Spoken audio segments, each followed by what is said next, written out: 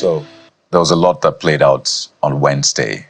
Thursday also had its fair shares in the court. But this morning, we're taking a look at all of that and putting it together so you can understand what exactly is going on. We have with us someone who is capable, well capable of breaking through all of the mysticism, intrigues, and the rest.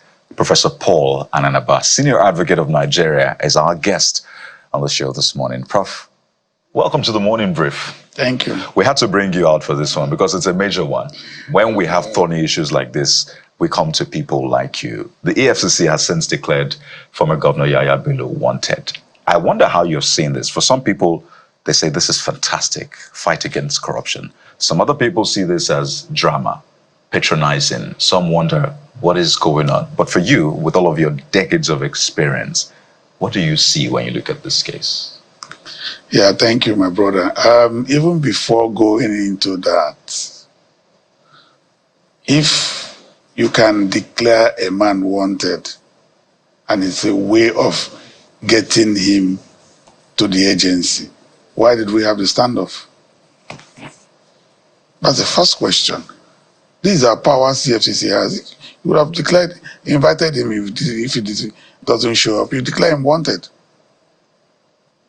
And the ACJ provides, particularly when they had gone to court and Justice Wite had ordered that they should proceed to arrest him. Well, why there are further powers there that the court has under the ACJ. If you look at from section 37 down, it gives what should be done at each instance. The court can give a notification that he should appear at so and so place, and all you need is advertise it in the newspaper or paste it at his last known address, and the court will proceed. You know, I'm not happy with what we have seen in the past also coming back again. Look at the DSS director at some point. Can you arrest him? Will not arrest him. DSS said no. They stand off with EFCC. The effect it has is to make us as Nigerians to be looked at in certain ways by the international community. These are not, arresting one Nigerian shouldn't become an issue. I mean, he's just a Nigerian. He's no longer governor. He's no longer governor. If we spend all these resources and time to arrest one person, how will we make progress in the fight against corruption? And I don't see why a person who just left governance as a governor a few weeks or months ago, if you want him, you should be able to appear. But there are questions to answer. He should be the first to walk down to EFCC and say, you want me, I'm here.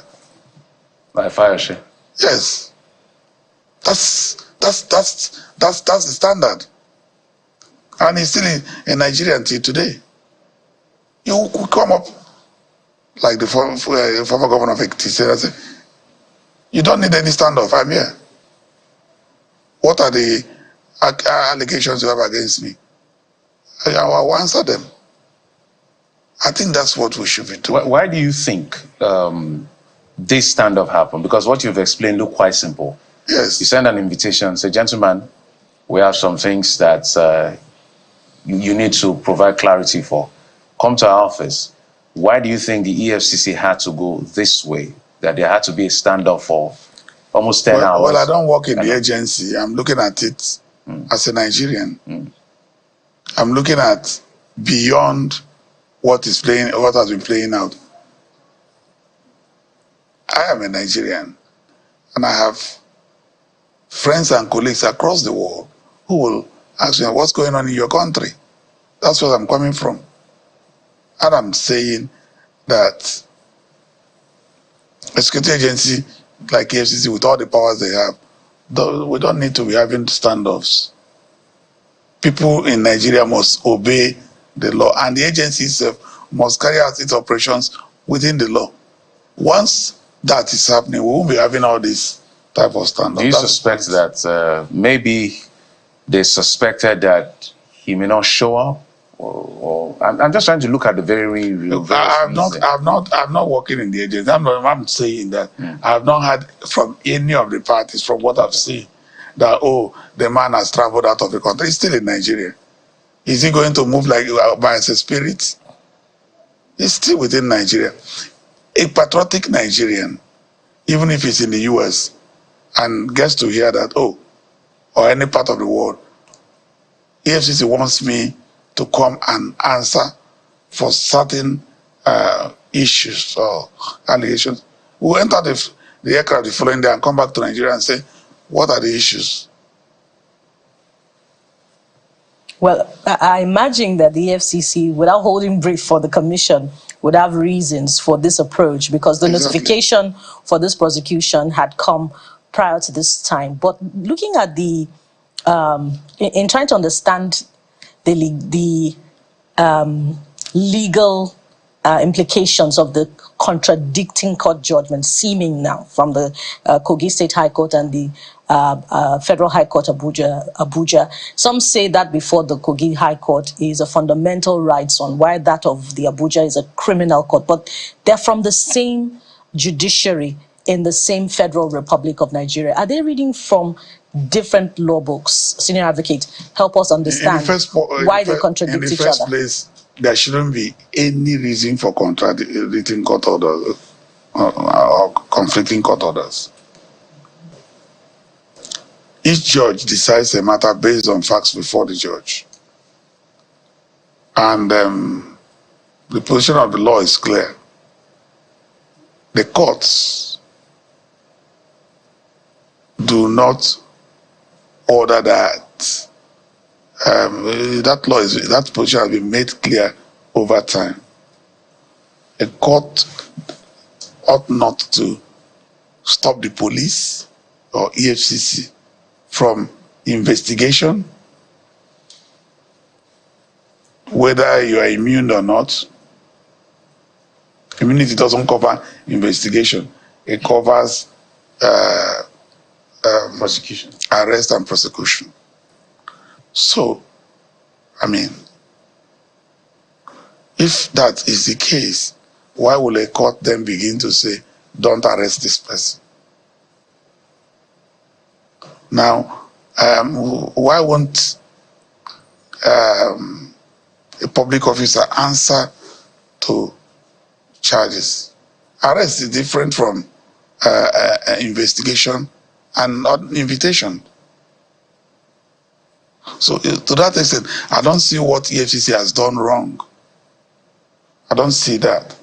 What is not, I'm not comfortable with is what is, going, when you say you now want to effect arrest, even if that order is wrong, it's still an order of court. I'm aware that is being challenged on appeal. Now, I don't believe in the distinction of this is a criminal trial, this is a fundamental right action. Fundamental right action actually ought to take precedence over criminal proceeding because it's directly constitutional. It is a procedure under the Constitution directly. It's not a procedure, it's not a contract and tort and all that. Okay.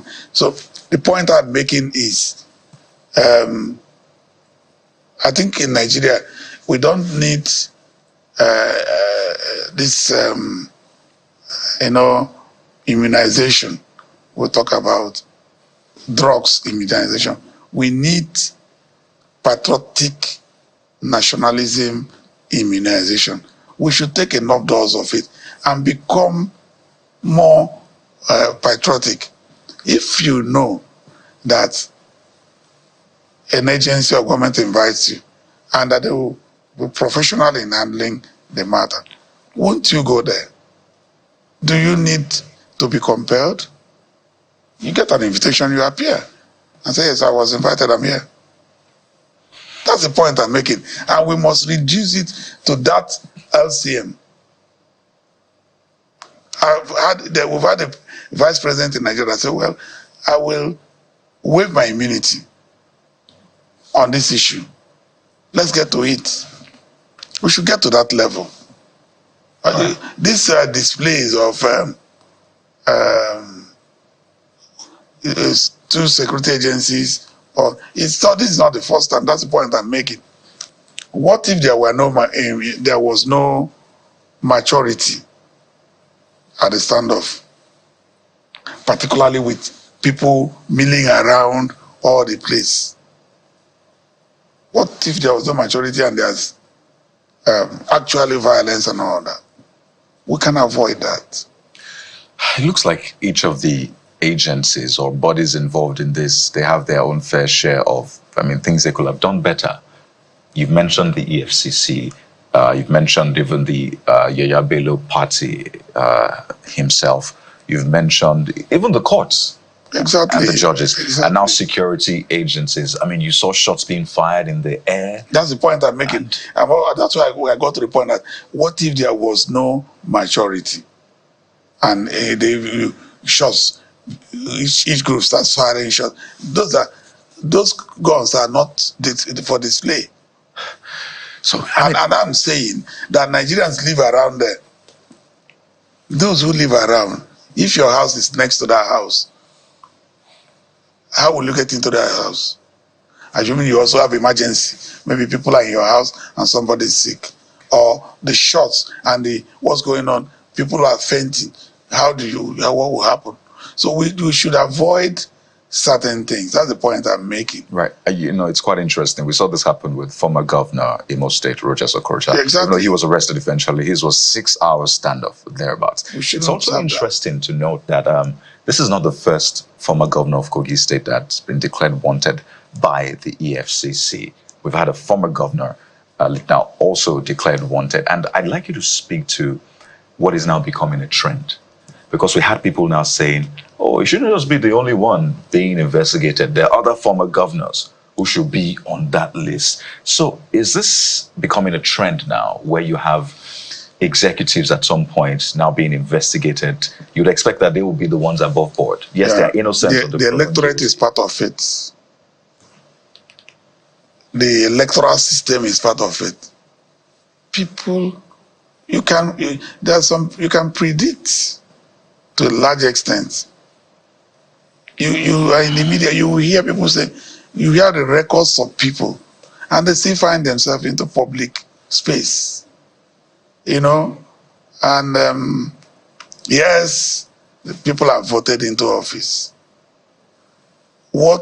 How have we worked in such a way as to checkmate people? But there are laws guiding the conduct of these people in office. Exactly.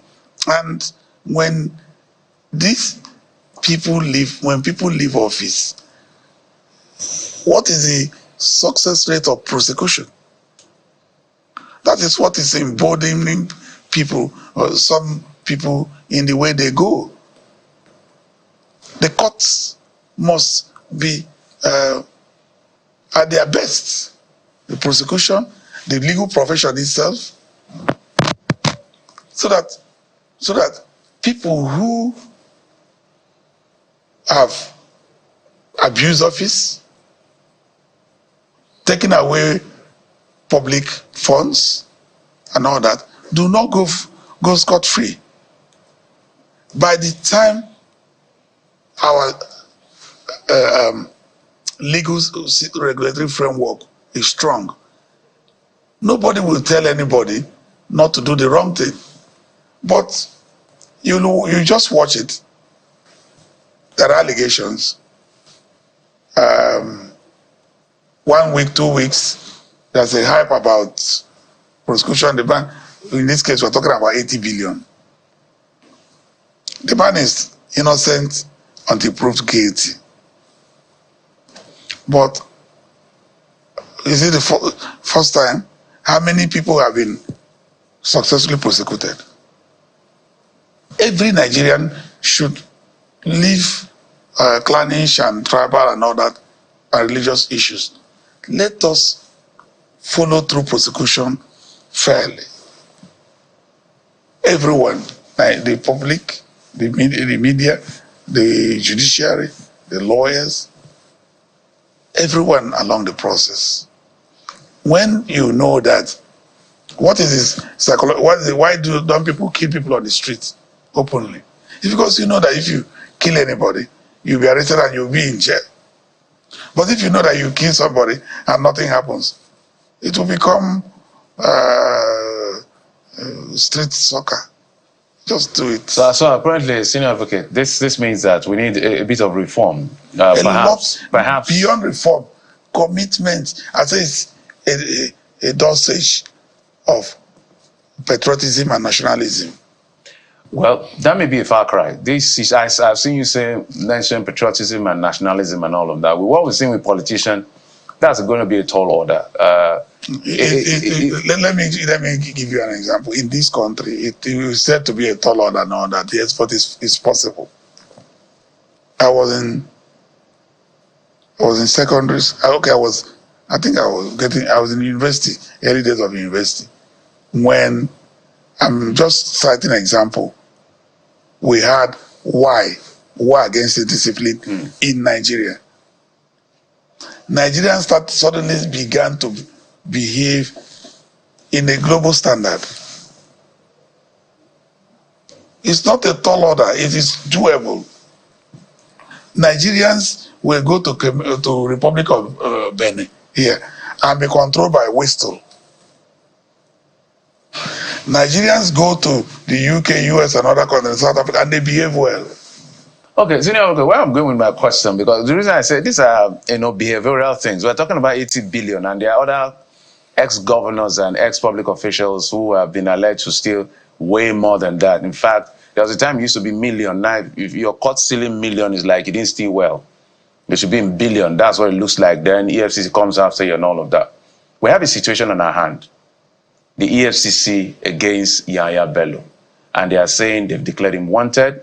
They may involve the military and all of that. What does that leave every one of us right now? You know, the point I'm making is that that was what led to the ACJ, which is the Administrative Criminal Justice Act. From section 12, 13, 14, provides that if the agency like EFCC wants to arrest a suspect and the suspect is in a particular house, they have the powers to break the door after giving notification and arrest the person. So that's why I was saying that we can do better than the standoffs. So they should have broken in. They have the powers. I'm not saying whether they should, but I'm only saying that they have the powers under the law. And we could talk about the roles that the security operatives played in that regard, you know. That's why I was talking about maturity. Yeah, exactly. So all these security operatives, don't they have heads? If it is the police, they have the IG. If it is the military, they have the chief of defense staff and all that and all that. If it is civil defense, they have Comptroller General. So are they not controlled? So how should the Inspector General of Police be responding to that standoff that took place in front of the former governor's house 2 days ago, particularly with respect to the security operatives who prevented what could have been a successful arrest of the former governor? We're a democracy. We are guided by law. If there's any person, security agency or not, who played a role that is contrary to law, the person should go through due process of trial. The point is that in a short while, we won't hear about this again. We should take this matter and set the standards and the records. Because people see that after some time, the issue dies down. That's why they do all this. We should strengthen enforcement. That's the point. I wanted to run something by you quickly, Senior Advocate. So the media office of the former governor put out a statement and, they query some of the modus operandi and prosecutorial powers of the EFCC. Now, one of it is they queried the EFCC for changing the amount. They said it was over 80 billion naira originally, but the media office says now why they're saying it's 80 billion naira, and even changing the date as well from, was it 2015 now to 2016, which they say is just 3 weeks into when he got into office. All those cannot happen in a sane society. That's the point I'm making. Are you going to say, the people making this statement, are they now trying the case in the media? If it is 2015 and the agency says it's 2016, why is their principal not in court to say it is not 80 billion? So this should be done in court. Exactly. That's why I said, in a sane society where people are patriotic and nationalistic, the man should walk up to the EFCC. Why are you saying this? This is what you're saying is not correct. These are the correct things. If he's been arraigned in court, it was arraigned in absentia, as I heard. Why won't he come to court at the next adjourned day to say, I'm here, this charge is wrong? That's the point. Let's reduce all this it into even the little that is remaining after corruption has taken so much from our country. We're spending money. All those security agencies there, those vehicles and all that, the vehicles were fueled. The agencies will be paid salary. They would have, that time could have been used in solving another kidnapping case or violence or something. We don't have the luxury of standoff. That's the point I'm making. We don't have that luxury. We should get to a point that if EFCC invites you, you should appear. If the police invites you, you should appear. The EFCC has alluded to the fact that he's being shielded by someone with immunity. What can happen, what can be done to get Yaya Bello out of wherever he is to come and answer for whatever allegations? I told you that the Administration of Criminal Justice Act is very clear. No, because it looks like... The law says the matter is now before the court. We have gone beyond even the EFCC. Okay. It is in the courts.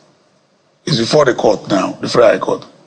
The court has powers and will do the right thing, I expect. So, EFCC has declared him wanted. That's not as effective as when the court issues a notice that he should appear on this particular date. The court has powers of bench warrant and all that. It will be executed. Because we saw the State High Court, we saw the Federal High Court. The Federal High Court is saying, okay, you have the right to arrest him. That was not obeyed, because they are standing on the fact that Kogi State said it's fundamental right to arrest him. The Kogi State High Court order has been appealed as we speak from the information we have. The Court of Appeal will certainly take a position on it. So until that, so right now, what you're saying, senior advocates, now let's just wait for the court. Is that what we're saying? In military governor of Lagos State and Ojukwu, the Supreme Court made very profound statements. It says that once a matter is in court, every party should respect court proceedings. This idea of people sitting by wherever they are and analyzing what they think is right is not right. The Constitution provides for layers of courts. If you are not satisfied with what the State High Court said, you go to the Court of Appeal. If you're not satisfied with what the Court of Appeal said, you go to the Supreme Court. When the Supreme Court has said or made statements or decisions of point, then we know that one has come to an end. It is also dangerous for people to stay in their houses or offices and decide what is right on a judgment. So I'm thinking, and I believe that even all that We are now escalating the loss the country is getting from a simple exercise, which could have been solved by patriotism. You want me? I'm here. And so we should just be temperate on our seats and wait for the decision of the Court of Appeal. But Senior Advocate, this is not the first time that we're seeing such injunctions similar to what has emanated from the Kogi State High Court. We've seen a former governor. Those conflicting decisions should go to NJC. They are better equipped to decide whether those judges were right or wrong. All right. I was going to explore precedent to this, but it appears that we are totally out of time. Absolutely. But definitely not the end of this conversation. If there's anything to take from the point you made, I think we should take from it is been one standoff too many. Too many. And you talked about the dose of patriotism. Exactly. And we should take this one to the end and set a standard. Professor Paul Ananaba, Senior Advocate of Nigeria, we have to thank you so much. Thank you for coming out on this one. It's a matter of national importance, and we had to get you on it. Thank you once again. And of course, we'll be following up on this matter, see how it ends. Thank you.